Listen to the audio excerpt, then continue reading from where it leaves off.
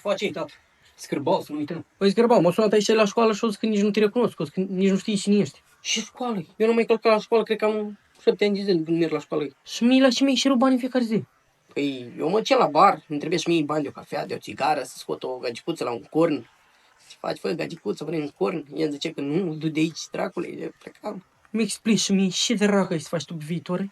Stai liniștită, eu șmecher, am nici afaceri, nici nu-ți dai seama. Dă-și tu 1.000.000 să mă beau și o cafea. Dai? Clară treaba. Terminat, tată. M-am spus la școală și o să că rămân repetent anul ăsta. O să că n-am călcat deloc la școală. Și am explicat că am avut de dus vaca pe ideal, că tu o trebuie să stai lemn, eu trebuie să te ajut cu munca. Degeaba, o să că n-am cum să trec clasă. Las că vorbesc eu cu el, stai liniștit. Ce faci iar, buzule? M-ai uitat? Tu așa mici bătăi făteam când erai cu mine în clasă? Te-ai ajuns învățător? Scul de ghine și că îți sparg toate roțile la căruț. Nu mă nerva.